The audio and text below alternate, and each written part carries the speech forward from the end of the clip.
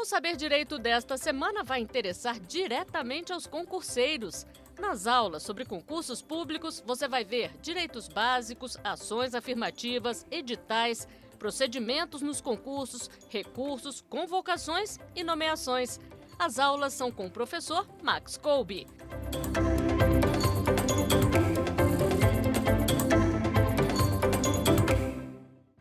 Olá pessoal, sejam bem-vindos ao Saber Direito.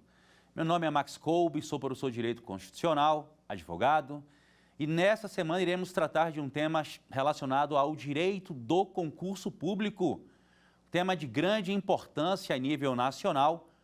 Todos os dias há milhares de estudantes querendo ingressar no serviço público sem ter a noção que existe um ramo do direito que vai estudar ou mesmo dirimir os conflitos relacionados ao concurso público entre aqueles que visam o ingresso no cargo e emprego público com o próprio Estado.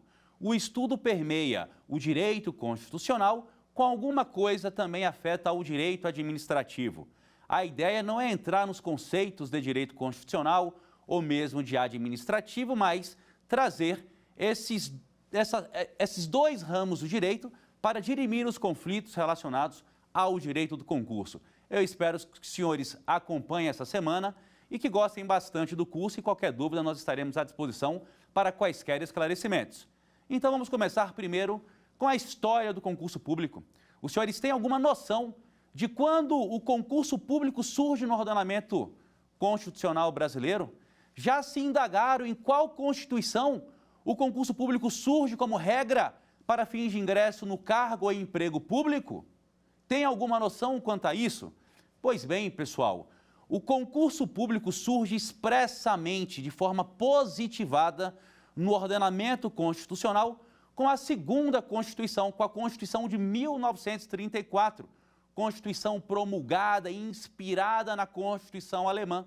A grande ideia da Constituição de 34, todos sabemos, e aqui a ideia não é trazer a questão histórica das normas constitucionais, mas a Constituição de 34 ela tem como principal objetivo assegurar a toda a coletividade os chamados direitos de segunda geração. Lembra lá na aula de Direito Constitucional? Liberdade, igualdade e fraternidade, o lema da Revolução Francesa? Pois bem, a Constituição de 34 ela traz, inspirada na Constituição alemã de Weimar, os chamados direitos sociais, e aí irá incluir o trabalho, a dignidade da pessoa humana, a cidadania, como direito fundamental, consagrado positivamente na norma constitucional. Então perceba que a origem do concurso público positivada no ordenamento constitucional brasileiro surge na Constituição de 1934. Antes disso, os cargos e empregos públicos eram acessíveis a todos aqueles onde quem detinha o poder simplesmente indicava quem iria assumir determinado cargo público. Então, que fique claro, o direito constitucional traz pela primeira vez um instituto do concurso público como regra de acesso ao cargo e emprego público na Constituição de 1934, Constituição essa promulgada. Pois bem, o que vai falar o artigo 37, voltando agora para a Constituição de 88, o que vai falar o artigo 37 da nossa atual Constituição Federal? Olha, o acesso ao cargo ou emprego público dependerá de aprovação em concurso público de provas ou de provas e títulos, ressalvados aqueles cargos de livre nomeação e exoneração. Então perceba, pessoal, que a regra para fins de ingresso no cargo e emprego público é o concurso público. Mas aí vem uma dúvida. Existe alguma exceção no ordenamento constitucional brasileiro que eu poderia eventualmente ingressar no cargo público sem o concurso público? Existe um dispositivo que surgiu pela emenda constitucional número 51, lá no artigo 199 da Constituição Federal, salvo engano, que é aquele agente de combate às endemias, o agente comunitário de saúde. Então, a única exceção para fins de ingresso no cargo público é o processo seletivo que irá contratar esse agente comunitário de saúde. Mas aí é importante trazer um detalhe. ainda que haja um processo seletivo simplificado, os governadores dos estados ou mesmo os prefeitos em âmbito municipal não podem contratá-los sem sequer um processo seletivo público, outorgando a todos aqueles a isonomia de participar em igualdade de condição a fim de ser agente comunitário de saúde. Isso tanto é verdade que no âmbito do Distrito Federal já há lei, inclusive declarada inconstitucional pelo TJDFT, onde permitia a contratação desses agentes comunitários de saúde sem qualquer tipo de processo seletivo. Então, ainda que o agente comunitário de saúde seja uma exceção à regra do concurso público, o Distrito Federal, já se posicionando quanto ao tema, disse claramente que deve ocorrer um processo seletivo, não seria bem um concurso público, mas estabelecendo igualdade de condição para todos aqueles que visam assumir o cargo de agente de combate às endemias. Então, olha só, para ficar claro, a regra para fins de ingresso ao encargo de emprego público, concurso público, única exceção, agentes de combate à endemia. Só que quando os estados e o Distrito Federal vai regulamentar o dispositivo constitucional, é claro, quando você tem que pegar pelo princípio da simetria, que a regra da Constituição Federal também deve ser estabelecida nas constituições dos estados e nas leis orgânicas municipais. A contratação deste agente comunitário de saúde não pode ocorrer de qualquer forma, sem qualquer possibilidade de uma concorrência entre todos aqueles que visam assumir esse cargo público. Está claro isso? Ainda quanto ao tema, é absolutamente importante tecer um comentário que é a DPF julgada pelo Supremo Tribunal Federal 234. Perceba uma coisa, o Supremo Tribunal Federal, ao apreciar em uma DPF a súmula 331 do TST, que trata da possibilidade da terceirização da atividade meio e fim no âmbito das empresas privadas, disse que, olha, é lícita, é possível a terceirização da atividade meio e fim no âmbito das empresas privadas. E muita gente tem confundido, tem feito uma interpretação extensiva desse precedente do Supremo para afirmar que no âmbito das empresas públicas e das sociedades de economia mista não seria mais necessário o concurso público. Ora, a interpretação não é essa. Porque se você interpretar dando uma margem tão extensiva, esticar tanto o que o Supremo disse sobre a possibilidade de terceirização na atividade meio e fim nas empresas privadas, você vai afirmar, contrário senso, que o concurso público acabou. Por exemplo, para fins de ingresso no cargo, para fins de ingresso no emprego público no âmbito, por exemplo, de uma Caixa Econômica Federal, de um Banco do Brasil, de uma empresa como a Petrobras. E não foi isso que o Supremo disse. Tanto não foi o que disse que o Supremo é o guardião da Constituição Federal e ele, por óbvio, não iria afirmar que haveria a extinção do concurso público em virtude da possibilidade de eu terceirizar tanto a atividade meio como a atividade fim. Inclusive, no nosso entendimento, haveria um retrocesso social se o Supremo entendesse dessa forma, mas como eu disse, não foi essa a interpretação e não é essa a melhor interpretação a ser dada na assertiva do Supremo ao afirmar que seria lícita a terceirização no âmbito das empresas públicas e das sociedades de economia mista. Não se esqueça de uma coisa, pessoal, o concurso público ele surge como direito fundamental na Constituição de 34 e desde então a norma de ingresso no cargo de emprego público é o concurso público. Há uma coisa absolutamente interessante, já deixando claro então, que o Supremo não disse que o concurso público acabou no âmbito das empresas públicas e sociedades de economia mista, até porque a regra é o concurso público. E eu também não poderia confundir a possibilidade de eu terceirizar a atividade meio e fim no âmbito de simplesmente uma empresa privada, que não haveria nenhuma participação do Estado na administração daquela empresa. Um outro ponto absolutamente importante de observar é que existe decreto federal que fala categoricamente, que veda categoricamente a possibilidade de eu terceirizar os empregos públicos ou os cargos públicos que existem no plano de cargos e salários daquela instituição. Então, por exemplo, só para ficar claro quanto a isso, Se você pegar aqui a Caixa Econômica Federal, o cargo de técnico bancário está dentro da sua estrutura de cargos e salários. Eu não poderia terceirizar aquela atribuição específica. Ou mesmo o escriturário do Banco do Brasil, ou mesmo um advogado da Caixa, ou mesmo um cargo de advogado da Petrobras, porque consta no seu plano de cargos e salários. Essas atribuições elas não poderiam ser terceirizadas sob pena, inclusive, de gerar preterição, de gerar uma das hipóteses de convalidação da mera expectativa de direito do aprovado no concurso público, ainda que num cadastro de reserva haveria convalidação em ele ser o quê? Contratado, e nós iremos falar mais na frente quanto a isso. Tudo bem? Está claro então, pessoal? Então perceba, vamos aqui refrisar. O ingresso no cargo de emprego público só por meio do concurso, provas ou provas e títulos. Única exceção, agentes de combate às endemias.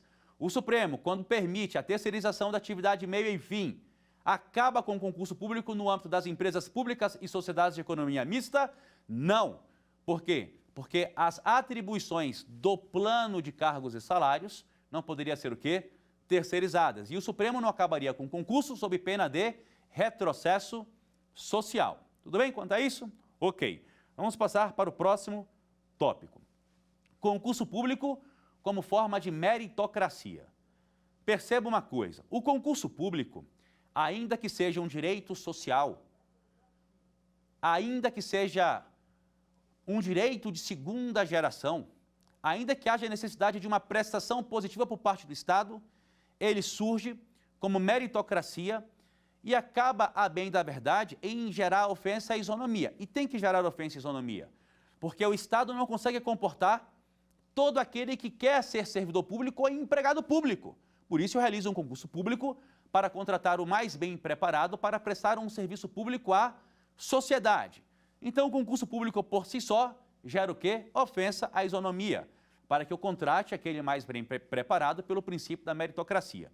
Um tema bem interessante quanto a esse particular é o seguinte, Max, se os direitos sociais demandam uma prestação positiva do Estado, por exemplo, um direito à educação, se um determinado estado, se um determinado município não tem escola ou não tem vaga para o meu filho estudar, eu poderia judicializar e exigir que o Estado, então, custeie a locomoção do meu filho para a escola mais próxima. Isso é verdade. Ou que o Estado consiga, então, um colégio para o meu filho estudar. Isso é verdade. Agora, bem cá, ainda que o acesso ao cargo de emprego público seja um direito de segunda geração, um direito social, você poderia, então, propor uma ação para exigir que o Estado lhe dê um emprego, lhe dê um cargo público? A resposta seria o quê? Negativa. Negativa. Tem até um princípio no direito constitucional que vedaria isso, que é o princípio da reserva do possível. O judiciário simplesmente não poderia determinar que o Estado lhe dê um emprego, lhe coloque num cargo público. Então, perceba que o concurso público ele vem buscar o candidato mais bem preparado para o exercício do cargo ou emprego público. Agora, isso gera ofensa à isonomia, porque eu preciso escolher o mais bem preparado. Ainda nesse viés, muita gente me questiona, Max, eu vou realizar um concurso público para o cargo de nível médio. Por que nesse concurso para nível médio cai questões relacionadas a direito, questões de nível superior, pós-graduação, enfim, não seria então correto, se o concurso é para nível de escolaridade e nível médio, se cobrar apenas a grade curricular do ensino médio? Olha, esse tema, essa discussão, ela é bem interessante, mas o que você precisa notar é o seguinte, ainda que o cargo seja de nível médio, por exemplo, um cargo no tribunal de nível médio, vai demandar que aquele que vai exercer esse cargo público tenha algum conhecimento, por exemplo, de direito, do regimento interno do tribunal, alguma noção de direito constitucional. Então, ainda que para um cargo de nível médio de um tribunal se cobre matérias de graduação ou pós-graduação nesse concurso público, eu não poderia falar em ilegalidade ou em inconstitucionalidade. Porque pelo princípio da meritocracia, eu preciso escolher aquele mais bem preparado para o exercício, então, da função pública. Está claro quanto a isso? Ok? Quanto a esse particular? Por isso que você, que vai concorrer a um cargo de nível médio, às vezes se depara em ter de estudar matérias de nível superior. Mas isso acontece levando em consideração o princípio da meritocracia, ok? Vamos lá para o nosso próximo tópico da aula. Ok, esse tópico ele é absolutamente interessante e isso acontece sempre, que seria: o Estado publica o edital de um concurso público. Há a inscrição por parte de milhares de pessoas. Esses candidatos, eles realizam a prova do concurso público. O resultado final do concurso ele é divulgado, mas o responsável pelo concurso simplesmente não homologa, não coloca um fim nesse concurso público para que eventualmente você seja nomeado. Vamos lá. Quando o Estado ele publica o edital de um concurso, quando há candidatos que se inscrevem, realizam a prova, quando há o resultado definitivo, há obrigatoriedade do Estado em homologar o concurso público, homologar o resultado final desse concurso público, sem sombra de dúvida. Há vários governadores, vários prefeitos que, após a realização de um concurso, não exercem o ato final de simplesmente homologar o resultado final. E essa homologação do resultado final é absolutamente importante para quê? Para que venha o passo seguinte, que seria a eventual nomeação desse aprovado no concurso público. Então perceba que neste particular, no ato de homologar a etapa final da realização do concurso público, não há mais que se falar em discricionariedade da administração, porque nesse particular o ato ele passa a ser o quê? Vinculado. Então, se cair eventualmente na sua prova, ou se eventualmente você se deparar com essa situação de realizar um concurso e no final não ocorrer a homologação do resultado final, não se esqueça que nesse particular não há mais que se falar em discricionariedade da administração, mas em vinculação. Então, uma obrigatoriedade na homologação do resultado final. E por que disso, Max Kolbe? Porque, ora, todo concurso público ele possui uma finalidade pública, um interesse social. E isso é absolutamente importante lá na frente para você perceber uma das hipóteses de convalidação, daquela mera expectativa do aprovado no concurso público em ser nomeado, da sua mera expectativa em direito subjetivo à nomeação. Entenda uma coisa. Quando se publica um edital de um concurso público, há uma finalidade, há o interesse social imbuído na publicação do edital. Qual seria? Contratar, nomear pessoas, candidatos, para prestar um serviço público em prol de toda a coletividade. Então perceba que essa é a finalidade do concurso. É selecionar o mais bem preparado para prestar um serviço público a toda a sociedade. Motivo pelo qual nós iremos falar lá na frente que, Max, o seguinte, perceba uma coisa, olha que coisa absolutamente interessante. Max, eu já vi alguns precedentes do Supremo Tribunal Federal, do STJ, dos tribunais de um modo geral, ao afirmar que o candidato aprovado no número de vagas tem direito à nomeação, mas eu não estou nas vagas, estou num cadastro de reserva, eu sou excedente. Levando em consideração a finalidade pública do concurso, levando em consideração o interesse social, quando vai surgir para a minha pessoa o direito à nomeação? Exatamente, olha, vai surgir o seu direito à nomeação, segundo o próprio Supremo, segundo os tribunais superiores, quando você pensa na finalidade do concurso, no porquê que foi publicado o edital, quando você demonstrar que existem vagas, por exemplo, quando você demonstrar que houve preterição por desobediência à ordem classificatória do concurso, ou quando você demonstrar, e esse é o ponto mais importante, que você não foi nomeado por um desvio de finalidade por parte do administrador ao ferir o seu direito constitucional, inclusive de expressão de cidadania, que é um fundamento da República, em se tornar empregado público. Tudo bem quanto a isso? Ok, então não se esqueça, toda vez que há a publicação de um edital de concurso público, ele é publicado com um interesse social e esse interesse social deve ser levado em consideração para o preenchimento da vaga, sob pena de haver desvio de finalidade que vai tornar o ato do administrador ilegal, inclusive passível de apreciação pelo Poder Judiciário, sob pena, inclusive, de não haver ofensa à separação dos poderes, quando o Judiciário adentra o mérito administrativo. Que fique claro, tá?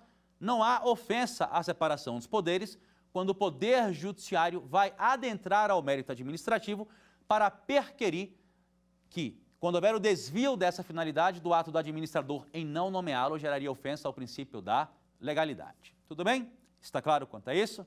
Vamos então para o próximo tópico. Vamos falar agora um pouco sobre os princípios que norteiam a realização de um concurso público. O mais importante deles é o princípio da legalidade. E quando a gente vai tratar do princípio da legalidade, surgirá vários direitos básicos, ainda que não positivados no ordenamento jurídico, para aqueles que se debruçam no concurso público. Então, pelo princípio da legalidade, aquele previsto no artigo 5º da Constituição, ninguém é obrigado a fazer ou deixar de fazer alguma coisa, senão em virtude de lei. E, com base no 37 da Constituição, a administração pública só poderia fazer aquilo que a lei permita que ela faça. E olha que coisa interessante. Professor, é possível então, levando em consideração o princípio da legalidade, num concurso público se estabelecer limitações por altura, por idade, por sexo, em um concurso público? Vamos lá, vamos falar sobre legalidade. Olha, segundo o Supremo Tribunal Federal, é possível haver limitações em concurso público por altura, por idade, dentre outras várias limitações, desde que haja o quê? Expressa previsão na lei. E ainda que haja expressa previsão na lei, deve haver o quê? Razoabilidade. Vamos lá. Exemplos. Você pega a carreira militar. Milhares de candidatos todos os dias estudam para o ingresso na carreira, no âmbito das fileiras da Polícia Militar, Bombeiro Militar, Polícia Civil, Polícia Federal, enfim. Todos sabemos que há limitação, por exemplo, aqui na Polícia Militar do Distrito Federal, por altura. Salvo engano, para os homens 1,65 m e para as mulheres 1,60 m. Agora você vai pensar comigo, vamos falar sobre legalidade e razoabilidade. Pensa num cargo para médico da Polícia Militar do Distrito Federal. O fato de uma candidata, de uma mulher candidata, ter 1,55 m é relevante para o exercício da atividade fim de médica da Polícia Militar? A altura dela seria relevante? Me parece que não. Então perceba que haveria uma diferença em você exercer o cargo de médica da Polícia Militar do Distrito Federal ou um cargo de soldado da Polícia Militar do Distrito Federal. Onde eu quero chegar? Ainda que haja expressa previsão legal, eventualmente para você ser uma soldada, exercer o cargo de soldado da Polícia Militar, você, mulher, seja relevante, seja razoável você ter uma altura de 1,60 m. Agora, para o exercício do cargo de médica, não seria relevante. Por isso, já se declarou inconstitucional lei que estabelece limite de altura, levando em consideração a atividade fim daquele que irá prestar o concurso público. Por exemplo, seria inconstitucional, levando em consideração o entendimento do Supremo, que a lei limitasse a altura para uma candidata que pretende ingressar no cargo de médicas com 1,55 m. Não poderia, então, porque não haveria razoabilidade nessa limitação. Ficou claro? Teve um outro concurso também, aqui só a título de exemplificação, em Salvador, Bahia, um concurso para a Guarda Municipal, onde se exigiu lá de um candidato que tivesse uma quantidade X de dentes na boca. Pessoal, perceba que não há nenhuma razoabilidade em se exigir para o ingresso em um determinado cargo público que a pessoa tenha uma quantidade específica de X dentes na boca. Até porque, veja sobre um outro ângulo. Perceba que o direito à saúde é direito de todos e dever e responsabilidade do Estado. Isso consta na Constituição Federal. Se determinado cidadão, se determinada pessoa não tem X dentes na boca, me parece então que o Estado foi omisso em prestar um serviço de saúde adequado àquela pessoa. Então perceba, o Estado é omisso em te prestar um direito básico de saúde e quando você pretende ingressar no cargo ou emprego público, ele, Estado, vai dizer que haveria um óbice de você ingressar no cargo público por não ter uma quantidade X de dentes na boca, por ter eventualmente cárie. Perceba que isso seria absurdo, seria teratológico. Por isso, muitas das vezes, quando isso acontece, você, candidato, judicializa e acaba tendo reconhecido o seu direito de ingressar naquele cargo ou emprego público, levando em consideração a ilegalidade da administração pública. Então, para que fique claro, pelo princípio da legalidade, eu até posso estabelecer limitações para fins de ingresso no cargo ou emprego público, por altura, por idade, entre outras limitações, desde que haja o quê? Expressa previsão na lei e razoabilidade. É muito comum acontecer que essas limitações venham apenas no edital de concurso público. E ainda que nós iremos falar lá na frente, que segundo a jurisprudência, o edital é a lei do concurso público, o edital, por não ser lei, por não ser uma espécie normativa primária, aquela editada pelo parlamento, não poderia inovar o ordenamento jurídico, não poderia criar uma obrigação ou mesmo restringir um direito, sob pena de inconstitucionalidade. Porque, veja, olha o que eu acabei de falar sobre o princípio da legalidade. Ninguém é obrigado a fazer ou deixar de fazer alguma coisa, senão em virtude de lei. Edital não é lei. Edital não é ato normativo que visa regulamentar a aplicação da lei. Então, o edital não pode inovar o ordenamento jurídico, não pode criar obrigação, muito menos restringir direito, sob pena de ilegalidade. É o que irá acontecer no exame psicotécnico, nós iremos falar mais à frente. É o que irá acontecer no TAF, no teste de aptidão física. Eu só posso estabelecer um exame psicotécnico como requisito para fins de ingresso no cargo ou emprego público se a lei que cria o cargo assim diz expressamente que para o exercício daquele cargo você deve passar por um psicotécnico ou realizar um teste de aptidão física. E só para que não haja dúvida, por que o edital de um concurso público não é ato normativo? Vamos lá. Quando você pega a Constituição Federal, aquela pirâmide de Kelsen, você pensa no topo do ordenamento jurídico, a Constituição Federal, logo abaixo as leis. Aquelas elencadas no artigo 59 da Constituição. Lá vai falar assim, olha, lembra? O processo legislativo compreende a elaboração de emenda à Constituição, lei complementar, lei ordinária, lei delegada, todos aqueles rol de dispositivos ali. Então, aquilo ali são chamadas espécies normativas primárias, que visa regulamentar a aplicação da Constituição. Abaixo da lei, vêm os decretos regulamentares, os atos normativos secundários que visam tão somente dar fiel cumprimento à aplicação da lei. Por exemplo, a aula não é de constitucional, mas eu acho que eu me recordo que se você pegar lá o artigo 84, inciso 6º, salvo engano, ou o inciso 4º, vai falar assim, olha, compete privativamente ao presidente da República sancionar, promulgar e fazer publicar as leis, vírgula, bem como expedir decretos e regulamentos para fiel execução da lei. Então, aquilo ali é a espécie normativa secundária. E logo abaixo vem falar que os ministros podem também expedir resoluções para dar fiel cumprimento à aplicação do decreto ou mesmo da lei. Então, perceba que o edital de concurso público não é nem lei, muito menos espécie normativa secundária. Então, tecnicamente, não poderia o quê? Inovar o ordenamento jurídico. Por isso, muitas das vezes, que vários candidatos judicializam o tema e acabam conseguindo a declaração de ilegalidade ou mesmo da inconstitucionalidade, ainda que você possa depois querer discutir se seria possível ou não a declaração em abstrato de um edital de concurso público, daquela restrição ali contida. Tudo bem? Está claro? Então, pelo princípio da legalidade, só para frisar, ninguém é obrigado a fazer ou deixar de fazer alguma coisa sem virtude de lei. E a administração pública só pode fazer aquilo que a lei permita que ela o faça. Então, eventuais restrições para fins de ingresso no cargo de emprego público, só por meio de lei e quando houver o quê? razoabilidade. Tudo bem quanto a esse princípio da legalidade? Próximo princípio é da vinculação ao edital do concurso público. Eu até diria que a vinculação ao edital do concurso público pode ser uma derivação do princípio da legalidade.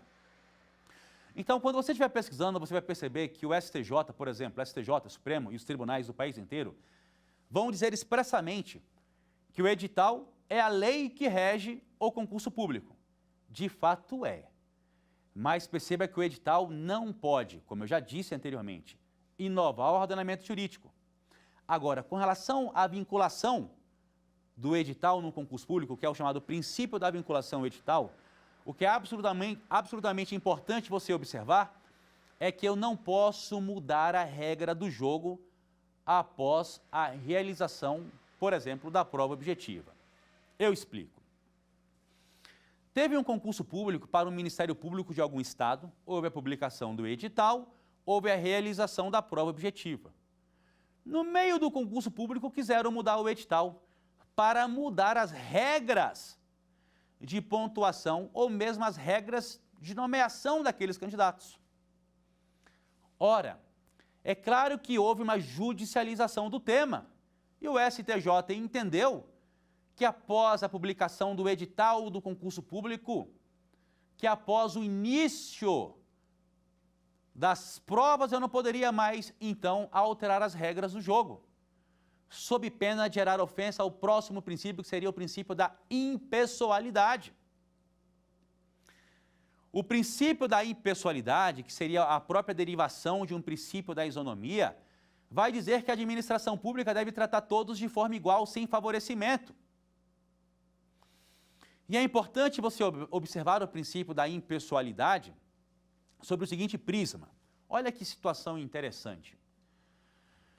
Os senhores sabem que todo cargo público ele é criado por lei. A lei cria o cargo público e a lei estabelece o quantitativo de vagas daquele cargo público. Por exemplo, cargo público de consultor do Senado Federal. A lei cria o cargo de consultor, mas aquelas sub-áreas, consultor em direito constitucional, em direito tributário, em direito empresarial, em direito civil, aquele quantitativo daquelas vagas ocorre por meio de ato interno. Então, olha só, pensa na impessoalidade. Pensou? A impessoalidade vai impedir que a administração pública trate os candidatos com diferença. Olha o que eu acabei de falar. Toda lei cria o cargo público e a lei estabelece o quantitativo de vagas para aquele cargo. Qual é o cargo? Consultor do Senado Federal. Mas possui várias sub-áreas. E aí você vai realizar um concurso público para o cargo de consultor do Senado.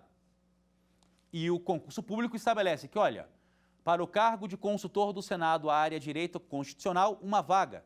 Direito administrativo, 2 vagas. Civil, 3 vagas. Você vai, e assim sucessivamente, tudo bem?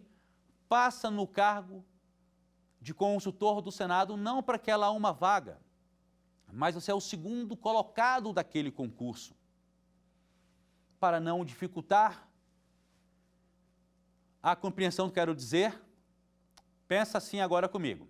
Determinado candidato passou para a área consultor do Senado Direito Civil na classificação de número 15. Se ele passou para a classificação de número 15 e você está pensando agora comigo, ora, eu sou o segundo lugar, tem alguém na classificação 15, quem vai ser nomeado primeiro? Você até poderia pensar assim, Max Kolbe, eu passei para aquela vaga, única vaga lá para direito constitucional, uma vaga. Mas era uma vaga a título de cadastro reserva. Ou seja, segundo o Supremo, quem é aprovado num cadastro de reserva, a princípio não tem direito líquido de certa nomeação, mas mera expectativa.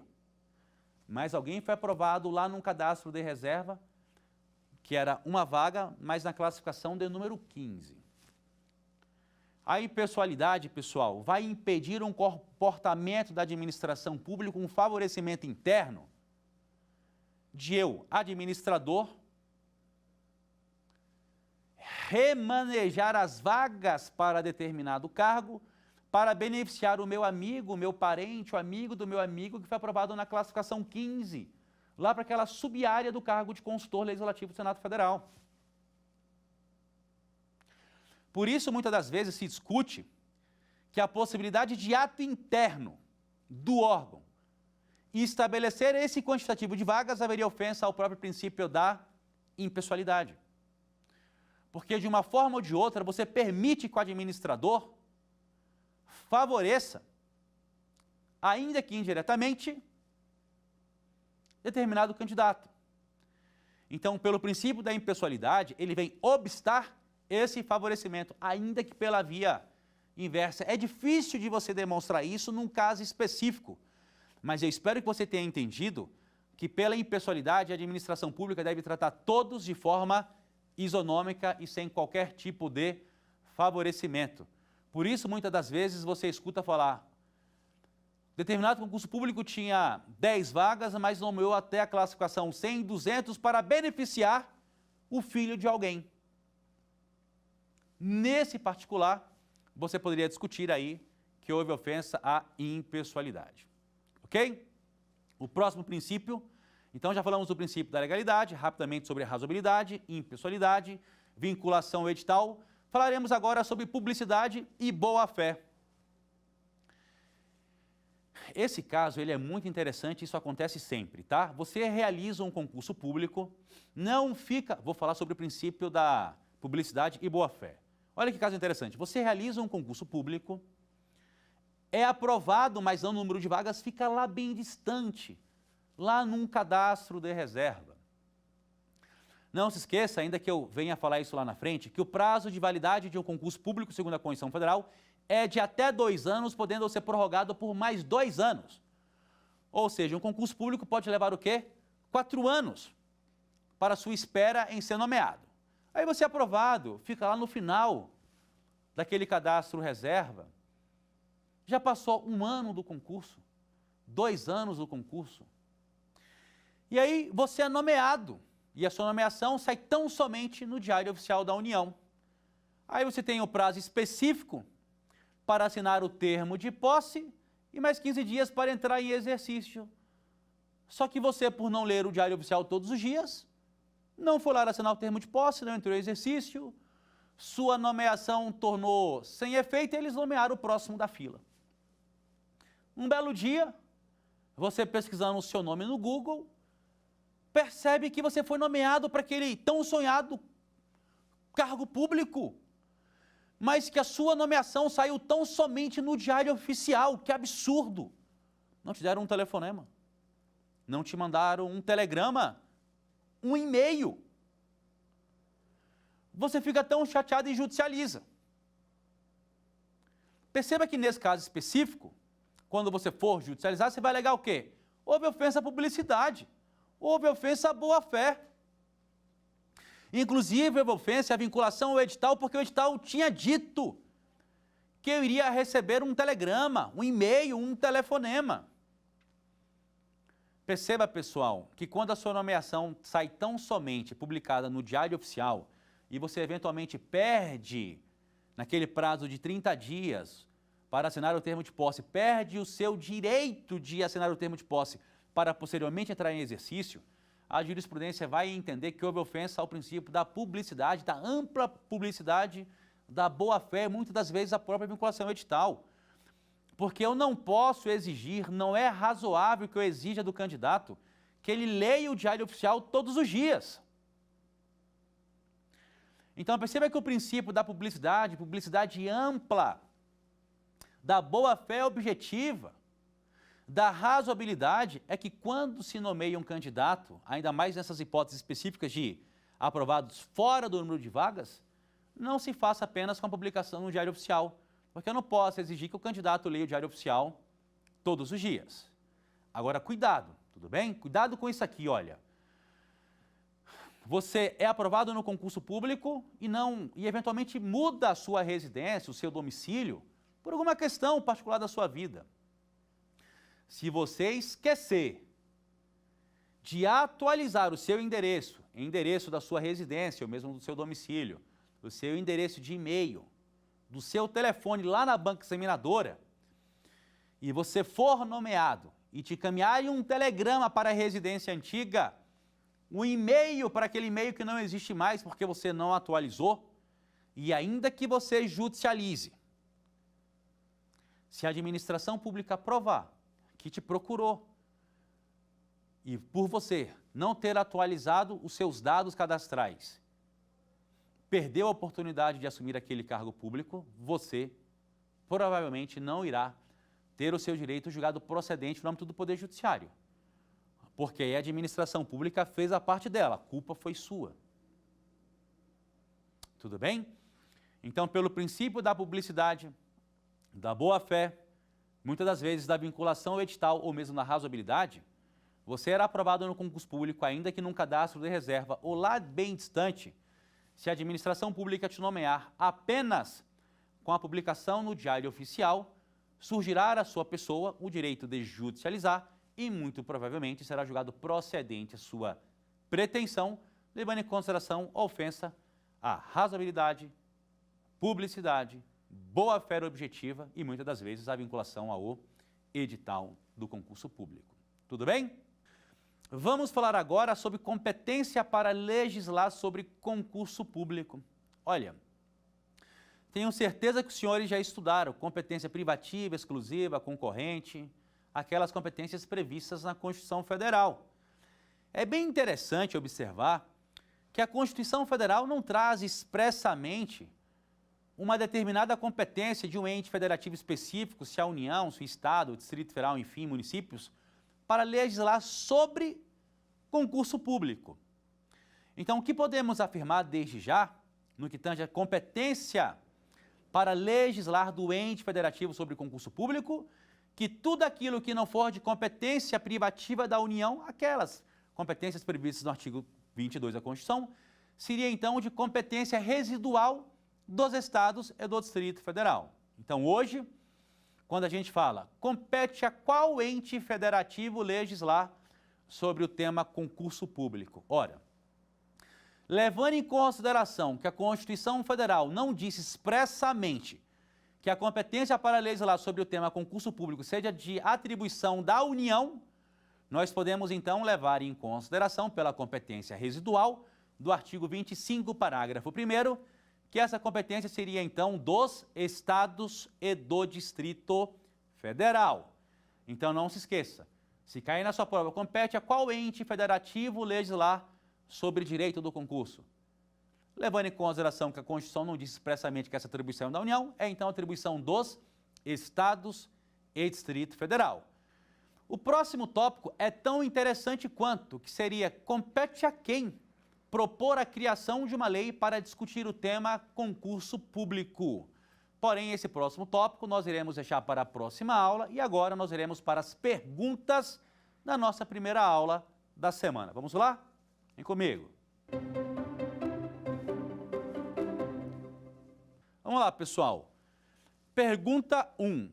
Com base na origem do concurso público no direito constitucional brasileiro, assinale a alternativa correta.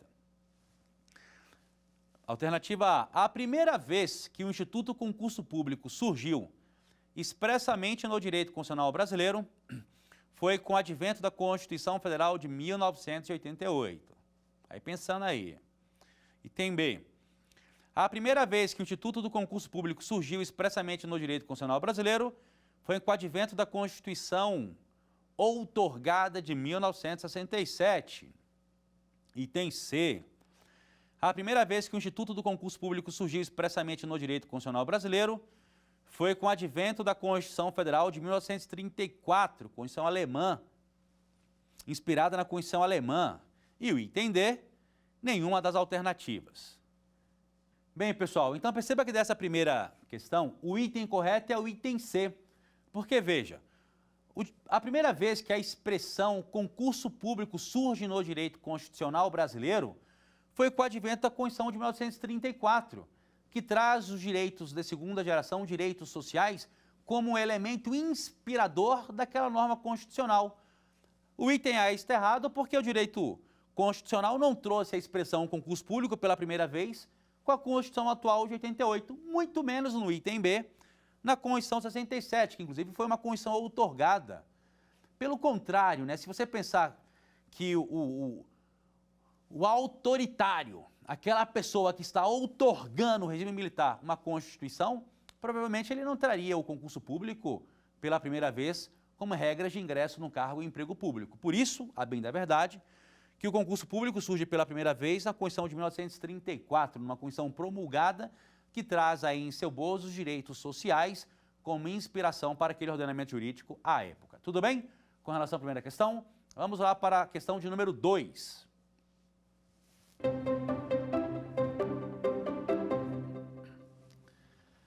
Acerca da regra do concurso público, marque a alternativa correta. A regra do concurso público não admite exceções em respeito aos princípios da igualdade, da isonomia, de acesso ao cargo público e da eficiência.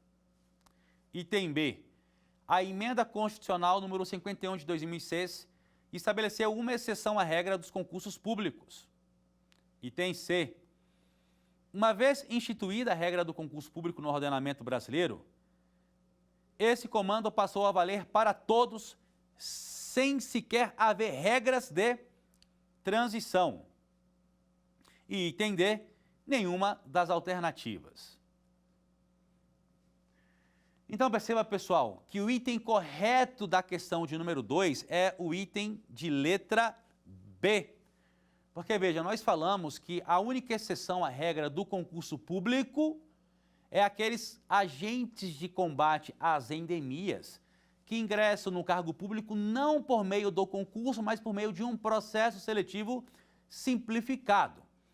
Não se esqueça que a administração pública não pode contratar qualquer pessoa da forma que bem quiser. Não é um cargo de livre nomeação e exoneração. Por isso que o nosso TJDFT já declarou inconstitucional lei que tentava nomear esses candidatos, essas pessoas que iriam assumir esse cargo de agentes de combate às endemias, sem qualquer processo seletivo simplificado. Mas é importante tecer comentário ainda com relação ao item C. Perceba esse item C, olha que coisa absolutamente interessante. Uma vez instituída a regra do concurso público no ordenamento brasileiro, esse comando passou a valer para todos sem sequer haver regras de transição. Pessoal, perceba que aqueles servidores públicos, antes do advento da Constituição Federal de 1988, que já estavam ali há mais de 5 anos, ainda que eles tenham ingressado naquele cargo ou naquele emprego público, sem necessariamente ter sido aprovado no concurso público,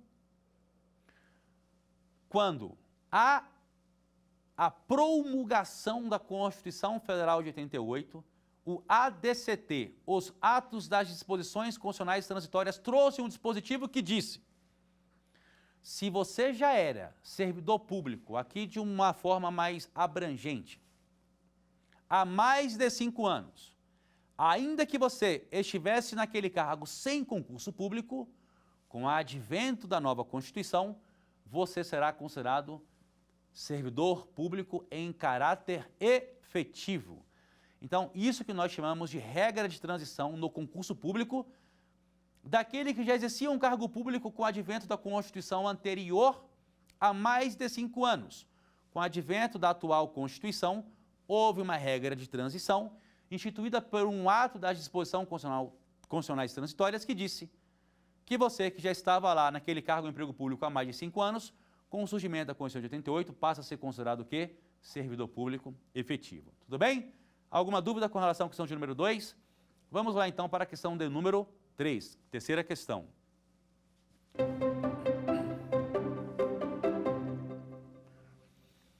Considerando os principais princípios que permeiam o direito dos concursos públicos, marque a alternativa correta.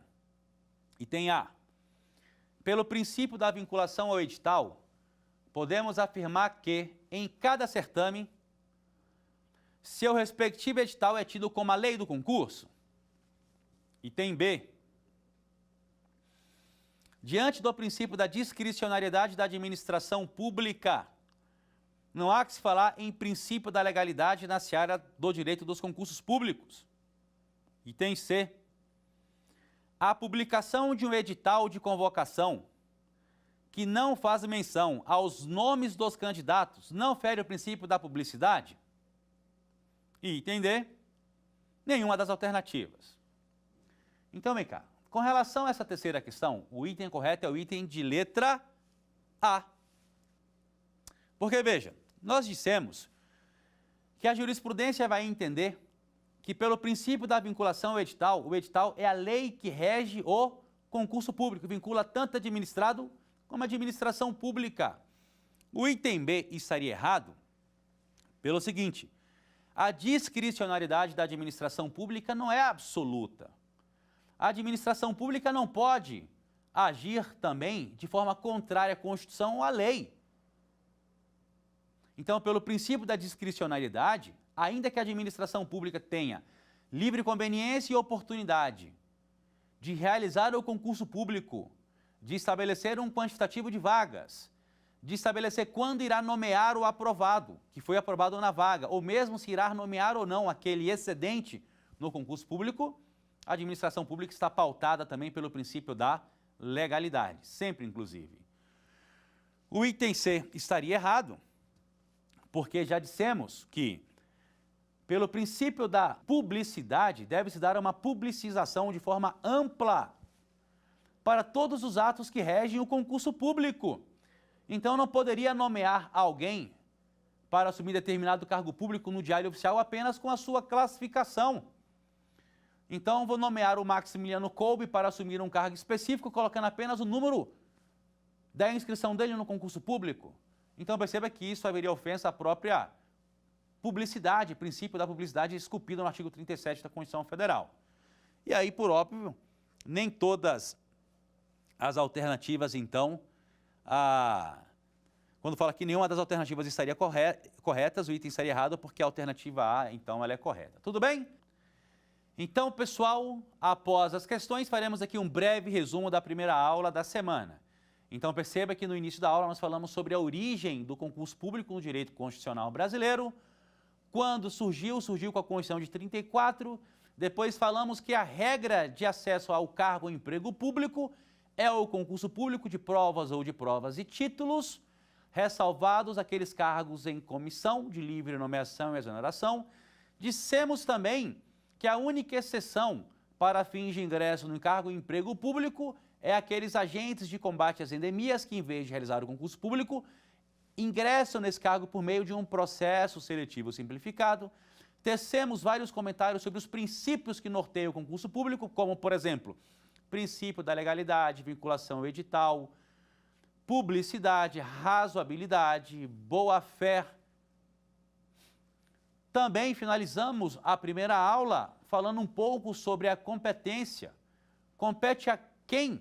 A qual ente da federação, União, Estados, Distrito Federal ou municípios legislarem sobre normas atinentes a concurso público. Dissemos que, em virtude da Constituição não prevê no rol taxativo do artigo 22 essa competência como sendo da União, passaria então para a competência residual dos Estados e do Distrito Federal, porque tudo aquilo que não for de competência da União para legislar sobre determinado tema seria de competência residual dos Estados e do Distrito Federal. Tudo bem quanto a isso? Então, pessoal, muito obrigado pela primeira aula da semana e nós iremos passar agora para a segunda aula. Eu espero que os senhores tenham um ótimo dia. Conta com a gente e vamos em frente. Quer dar uma sugestão de tema para os cursos do Saber Direito? Então mande um e-mail para saberdireito@stf.jus.br ou entre em contato pelo nosso WhatsApp. O número é esse que aparece na sua tela. Você também pode estudar pela internet. Basta acessar o site tvjustiça.jus.br ou rever as aulas no canal da TV no YouTube. TV Justiça Oficial.